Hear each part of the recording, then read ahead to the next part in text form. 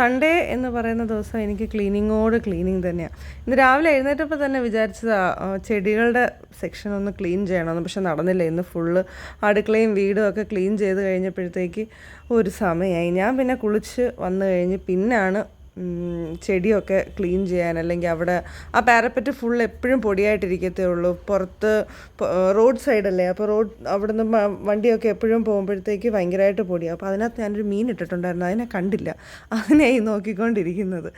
അങ്ങനെ അവിടെ അതെല്ലാം ചെടികളൊക്കെ മാറ്റി. പിന്നെ എന്നെ സംബന്ധിച്ച് എവിടെ പുറത്ത് പോയിട്ട് തിരിച്ചു വന്നാലും എൻ്റെ കയ്യിൽ ചെടിയുണ്ടാവും. ഒരു കാട് വിളക്കായിരിക്കും വരുന്നത്. അപ്പോൾ അത് അപ്പോൾ കാണുന്ന ചെടിച്ചട്ടിക്കകത്തോട്ട് കുറച്ച് മണ്ണ് നിറച്ച് പെട്ടെന്ന് അങ്ങനെ നട്ട് വെക്കുന്നതല്ലേ. അതുകൊണ്ട് അറേഞ്ച്മെൻറ്റ് എപ്പോഴും സൺഡേ ആണ്.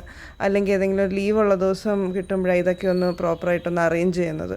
അങ്ങനെ പിന്നെ സൺഡേ ആയിക്കോട്ടെ ഇന്ന് ചെയ്യാമെന്ന് വിചാരിച്ചപ്പോൾ എല്ലാം അങ്ങോട്ടും ഇങ്ങോട്ടും ഒക്കെ ആയിട്ടിരിക്കുക. അപ്പോൾ അതിൻ്റെ അഗ്ലോണിയം എല്ലാം ഒരു സെക്ഷൻ, സിങ്കോണിയത്തിൻ്റെ എല്ലാം ഒരു സൈഡിൽ അങ്ങനെ ഇരുന്നപ്പോൾ ഞാൻ ചെന്നാൽ പിന്നെ എല്ലാം ഒന്ന് മൊത്തത്തിൽ ഒന്ന് അറേഞ്ച് ചെയ്യാമെന്ന് വിചാരിച്ച് മൊത്തം ഞാൻ അഴിച്ചു പറിച്ചു.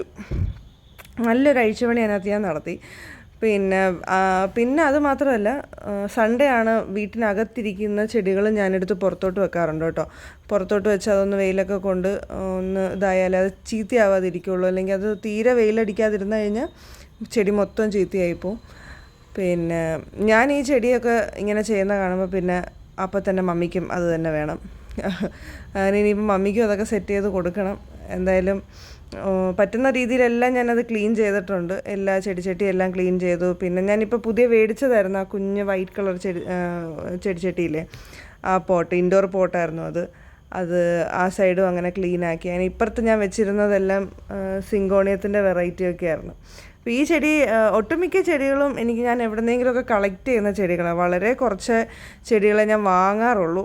എത്രയും നല്ല വെറൈറ്റിയൊക്കെ കാണുമ്പോൾ മാത്രമേ ഞാൻ മേടിക്കാറുള്ളൂ. ബാക്കിയെല്ലാം എവിടെയെങ്കിലുമൊക്കെ പോകുമ്പോൾ അവിടുന്ന് എടുത്തുകൊണ്ട് വരുന്ന ചെടികളൊക്കെയാണ്. കറണ്ട് ഹോബി ഇതാണ് കേട്ടോ. ഇപ്പോൾ ഗാർഡനിങ് ആണ് കറണ്ട് ഹോബി ആയിട്ടിരിക്കുന്നത്. എന്തായാലും എൻ്റെ ചെടികളും എൻ്റെ ഈ വീഡിയോസും ഒക്കെ നിങ്ങൾക്ക് ഒരുപാട് ഇഷ്ടമാണെന്ന് ഞാൻ വിശ്വസിക്കുന്നു.